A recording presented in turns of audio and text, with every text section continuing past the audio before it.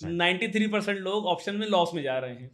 तो मेरे को जब पता है कि ये गड्ढा है, इस गड्ढे में मैं गिर जाऊँगा, तो मैं वहाँ जा क्यों रहा हूँ? तो समझने वाली बात क्या है कि जहां बाजार हुँ। लग रहा हो बाय करना है वहां सेल कर दो, जहां लग रहा है सेल करना है वहां बाय कर दो, आपका पैसा बन जाएगा। बैंक निफ्टी कोई मतलब लॉटरी नहीं है कि 100 रुपए डालो 200 हो जाए। तो पहले तो आप जनता को आप ये बताओ कि स्टॉक मार्केट बना क्यों था? लेकिन पहले जैसे डीमैटेरियलाइज़ नहीं था, आपको मतलब शेयर सर्टिफिकेट शेयर मिलेंगे। सर्टिफ़िकेट मिलते थे।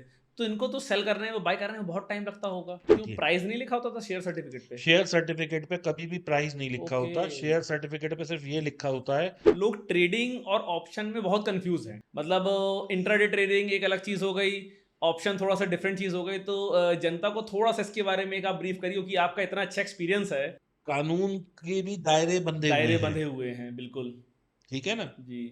अब हो सकता है कि जिसने ये फ्रॉड किया हो वो कहीं इतने बड़े नेक्सस से कनेक्टेड हो कि कनेक्टेड हो, बिल्कुल एकदम। हमें समझ ही ना आए। बिल्कुल, बिल्कुल हो सकता तो है ये। इसलिए किसी भी अनजान पे ट्रस्ट ना करें। बैंक निफ्टी कोई मतलब लॉटरी नहीं है कि 100 रुपए डालो 200 हो जाए। राइट। वॉरेन बफेट साहब भी जो दुनिया के हर मार्केट में इन्वेस्ट करते हैं, इंडिया से, बिल्कुल। चाइना से, Brazil, Thailand, Africa, UK, US, Japan, Australia, सब मार्केटों में वो करते हैं। राइट। तो उनका जो रिटर्न है वो 18 से 24% 18 है। से 24% आता है, सही बात है। तो जब इतने बड़े व्यक्ति का इतना आ रहा है तो हमारा आपका भाई साहब कैसे एक 4 घंटे या 10 घंटे या 1 महीने में पॉसिबल पैसा ही नहीं है। डबल हो जाए। पॉसिबल ही नहीं है, लेकिन लोग समझते नहीं है इस यस। चीज़ को। अच्छा दीपक भाई, आप एक चीज़ बताइए, जैसे लोग इतना ट्रेड करते हैं, सब कुछ करते हैं, लोग ट्रेड करते हैं स्टॉक मार्केट पे।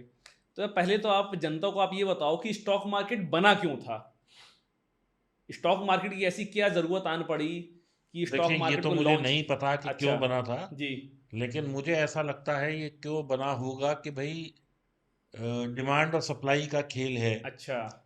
आज मान लीजिए हम एक कम आपने एक अपनी आईपीओ लॉन्च किया और ठीक है। उसका रेट मान लो 100 करोड़ की आपकी कंपनी है। ठीक है। आपने पब्लिक से पैसा इकट्ठा कर लिया। हुँ। अब यदि हम ट्रेड नहीं करेंगे तो वो पैसा बढ़ेगा कैसे? हाँ, बिल्कुल सही बात है। भाई देखिए, स्पेकुलेशन वाली टर्म्स तो बाद में आई, जी। पहले तो इन्वेस्टमेंट ही थी। हाँ। तो हम लोगों ने इन्वेस्टर को आप ग्रोथ कैसे दोगे? ओके। तो भाई हाँ। मैंने कोई शेयर 10 रुपए का खरीदा, आपने हाँ। कहा भाई मेरे को तो इसमें पोटेंशियल लग रहा है कि भाई मुझे लग रहा है रिलायंस कंपनी जो है हाँ। 1 साल में 20% की ग्रोथ दिखा रही है। तो हुँ। मैंने शेयर 10 की जगह 11 में आपने ले लिया मेरे से, अच्छा। 11 का किसी ने 12 में ले लिया, क्योंकि पहले 10 रुपए ही वैल्यू होती बिल्कुल, थी। बिल्कुल, बिल्कुल। ये जितने भी शेयर आज चाहे 2000 का है, 5000 का, ये शुरू 10 से ही हुआ है। ठीक है। तो ये 10-10 रुपए वाले शेयर ही आज यहाँ तक पहुंचे हैं। बिल्कुल सही है। ठीक है ना। हाँ। तो लोगों ने आपस में डिमांड सप्लाई हाँ। कि भाई कंपनी अच्छा कर रही है तो इसका पैसा उस हिसाब से बढ़ना चाहिए। बिल्कुल, बिल्कुल, बिल्कुल। जिसको कि शायद हो सकता है उस वक्त में, मुझे नहीं पता पीई की कैलकुलेशन या क्या हिसाब रहता होगा, हाँ। क्योंकि आज की जो मार्केट है वो वेल इन्फॉर्म्ड मार्केट है। राइट। आपका रिजल्ट आया, मार्केट ने तुरंत रिएक्शन दिया। उस वक्त हुँ। मुझे नहीं पता था कि एजीएम के बाद वो कितनी देर में न्यूज़ मार्केट में पहुंचती होगी और क्या उसका मैकेनिज्म होगा। बिल्कुल। लेकिन इन्वेस्टर्स को ग्रोथ देने के लिए ही मार्केट बना होगा, ये अच्छा। मेरी समझ में आती है बात। लेकिन पहले जैसे डीमैटेरियलाइज़ नहीं था, आपको मतलब शेयर सर्टिफिकेट शेयर मिलेंगे। सर्टिफ़िकेट मिलते थे। तो इनको तो सेल करने में, बाय करने में बहुत टाइम लगता होगा। मैंने वो टाइम भी देखा है अच्छा, क्योंकि आपने देखा ये है वो डीमैट टाइम। मेरे सामने हुआ है। अच्छा। मेरे फादर थोड़ा बड़ा शेयर मार्केट कर लेते थे। जी।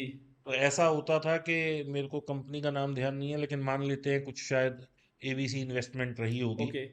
तो वो एबीसी इन्वेस्टमेंट वाले को मेरे पिताजी फैक्ट्री में बुलाते थे हाँ। कि भाई तू रिलायंस के 100 शेयर खरीद दे मेरे लिए, अच्छा। और तू 200 से 210 205 का रेट हो तो खरीद लियो। अच्छा।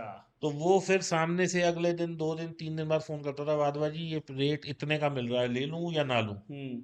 तो पापा अगर उसे कहते थे नहीं मत ले, तो वो नहीं लेता छोड़ था। देता था। अब उसमें उस टाइम में डीमेटेरियलाइजेशन की जरूरत क्यों पड़ी? हुँ। क्योंकि उस टाइम में वो हमसे कह रहा है कि 300 रुपए का मैंने आपका शेयर लिया है, 200 का लिया, हमें नहीं पता, हो सकता है 190 का लिया हो, 190 के लिए क्योंकि सो। उसकी कोई रिटर्न में वो नहीं आती क्यों थी। प्राइस नहीं लिखा होता था शेयर सर्टिफ़िकेट पे? शेयर सर्टिफिकेट पे कभी भी प्राइस नहीं लिखा ओके। होता। शेयर सर्टिफिकेट पे सिर्फ ये लिखा होता है कि इसकी फेस वैल्यू 10 रुपए की है, हुँ। और ये 250 शेयर का एक सर्टिफिकेट है, हुँ। और ये दीपक वाधवा के नाम से है, बस इतना अच्छा। लिखा होता है। अच्छा।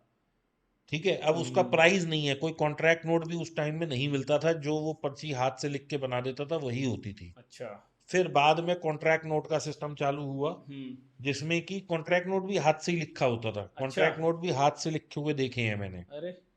कंप्यूटर वाले कॉन्ट्रैक्ट नोट तो बहुत बाद में आए हैं। किस सन में होंगे, लाए होंगे लगभग ये? 92 93 के आसपास मेरे ख्याल से। तब मैं पैदा हो गया था। हाँ। और उससे पहले जो ट्रेडिंग होती थी वो सब वही शेयर शेयर सर्टिफिकेटों पे तो होती थी। जैसे आज की डेट में हम लोग ऑप्शन बाय पुट करते हैं, मतलब या ट्रेडिंग ऑप्शन करते। के बारे में लोगों को पता भी नहीं था उस नहीं टाइम पता था ये में। नहीं, कब कब से स्टार्ट हुआ ऑप्शन? ये मुझे आइडिया ये नहीं आपको आइडिया है। नहीं, नहीं, आप कब से कर रहे हैं ऑप्शन? ऑप्शन मैंने जो पहली बार जब मैंने 95 में 93 में ट्रेडिंग शुरू करी थी तब जी। ऑप्शन थे। अच्छा, तब थे ऑप्शन, मतलब हाँ, उसके पहले से है ये? उसके पहले से हैं, हाँ। लेकिन मैं ट्रेड नहीं करता था। ओके। ऑप्शन ट्रेडिंग मैंने 15-16 में शुरू अच्छा, करी। 15-16 में शुरू की। हाँ। तो दीपक भाई, थोड़ा सा एक ना ब्रीफ में लोगों को ऑप्शन के बारे में, क्योंकि एक्चुअली लोग ट्रेडिंग और ऑप्शन में बहुत कंफ्यूज हैं। मतलब इंट्राडे ट्रेडिंग एक अलग चीज़ हो गई, ऑप्शन थोड़ा सा डिफरेंट चीज़ हो गई। तो जनता को थोड़ा सा इसके बारे में एक आप ब्रीफ करिए, क्योंकि आपका इतना अच्छा एक्सपीरियंस है। देखिए, और ऑप्शन क्या होता है जी। कि ये फ्लैट में हम ये स्टूडियो में बैठे हैं। ठीक अब है। आपने कहा जी मैं ये स्टूडियो 1 करोड़ में दीपक वाधवा को बेच दूंगा। ठीक है। तो यहाँ पे दो चीज हुई हम्म। कि ये स्टूडियो 1 करोड़ का है, ये प्राइस डिस्कवर हो गया। ठीक है। दूसरी चीज, आप सेलर हो गए, मैं बायर हो गया। ओके। अब हमारे बीच में ये कॉन्ट्रैक्ट हो गया कि ये हाँ। 1 करोड़ का है, आप बेचेंगे, मैं खरीदूंगा, ओके। राइट। राइट। अब आपने ये कहा कि इसका पैसा 3 महीने में मुझे चाहिए। अच्छा। जैसे कि हाँ, किसी भी डील में टाइम एग्रीमेंट होता है, होता है, राइट। तो हम इसको मान लेते हैं कि आपने कहा 30 डेज में मुझे पेमेंट करनी है। ठीक है। अब 30 डेज में पेमेंट करनी है और मैं इस सौदे को कंफर्म करूंगा, हम्म। राइट। हम्म। तो इसके लिए मैं आपको कुछ एडवांस दूंगा, जिसको कि बयाना बोलते हैं बिल्कुल। या टोकन मनी बोलते टोकन हैं। मनी हो गया। तो मैंने आपको 10 लाख यानी कि 10% एडवांस दे दिया। ठीक। मेरे पास 1 महीने का टाइम है। ठीक। अब या तो क्या होगा कि मैं इस सौदे को अपनी तरफ उतार लूंगा, हम्म। या मैं छोड़ दूंगा तो मेरे 10 लाख मर गए। बिल्कुल। ठीक है। बिल्कुल। या मैं इसे किसी और को बेच दूंगा, हाँ, तो जो बीच का प्रॉफिट होगा वो जो रख बीच का लूंगा। प्रॉफिट होगा। ऑप्शंस एग्जैक्टली यही है। ओके। आप एक स्ट्राइक प्राइस तय करते हैं हाँ। कि 1300 की मैंने रिलायंस की ऑप्शन खरीदी। ठीक।